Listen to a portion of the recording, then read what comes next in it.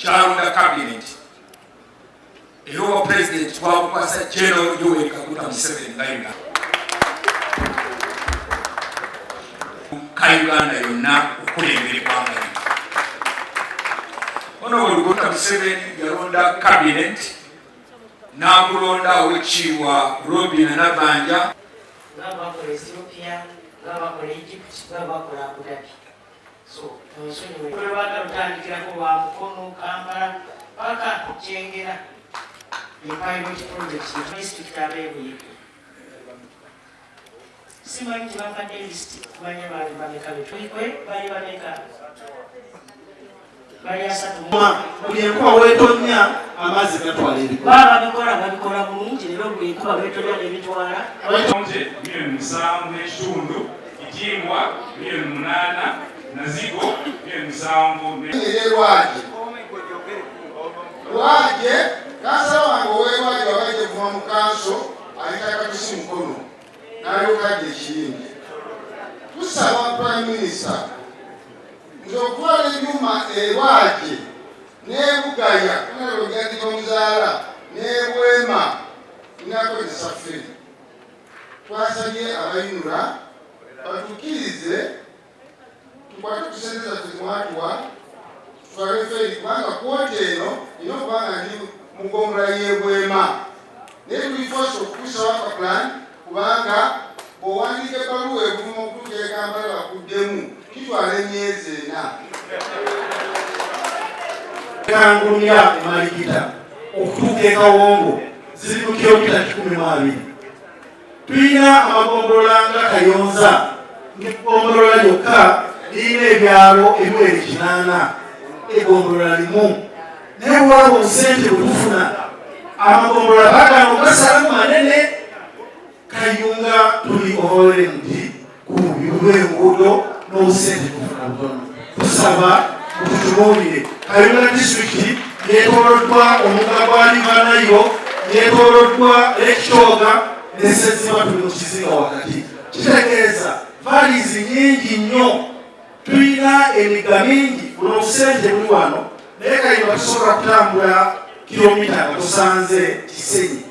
Kitegeeza singa tetufuna buyambi bwa njawulo tuyinza okumalirizanga embeera ekatuseeko. Ayogeddeko ensonga y'ebikajjo. Prime Minister twagala okusaba n'obuwombeefu mu bbanga eritasukka lya wiiki emu oba 2 otuyite mu miitini n'abasajja ba Meta kubanga twabawandiikira abakulembeze ffenna tutuddeko nabo mu miitini sezisukka mu emu. Naye abantu bano abalala mangi bali buyikwe gye bakola ni buyikwe ate ewaffe gye bajja ebikajjo. Prime Minister ow'ekitiibwa mutwedini sente ezisinga ne Kayunga nga kweri n'essezibwa olutindo lwonna luweddewo okufuna. Netudiscussinga next week tugenda kubeera ne meeting okulaba nti enguudo zaffe tuzikola bulungi okuzidaabiriza olw'ensonga enkuba ebadde tutawaanya.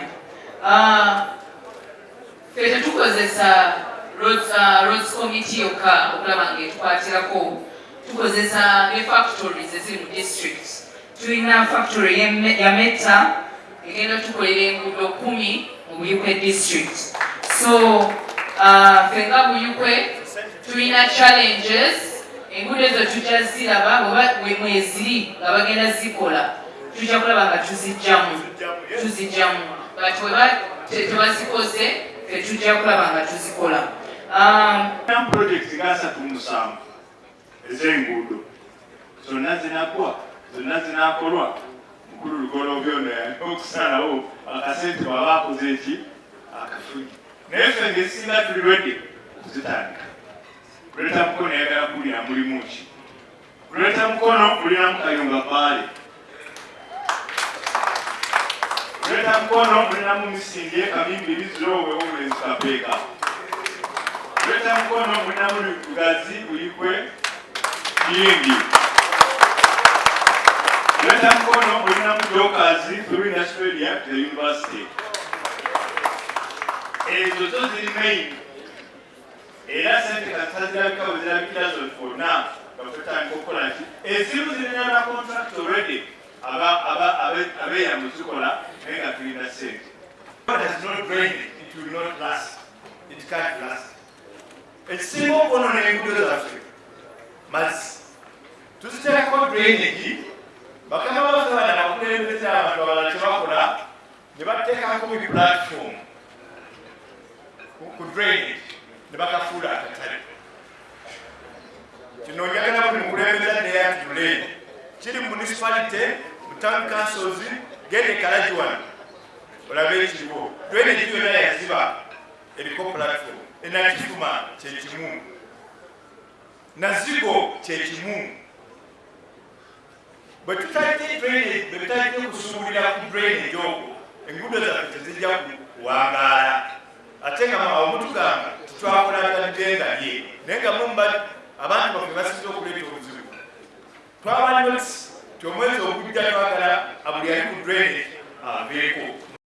Esente zino empya ze baleese basebo ne banyaga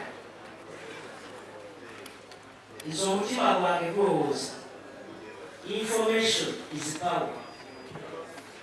Kubanga bw'otegeera nti baleese sente bweziti osobola naawe okukolafola bulungi ate oba osobola naawe okugamba nti wano bakolewo esente zino zakolaki. So tutandike chapter mpya tuli ffenna basebo ne banyaga katuli kayunga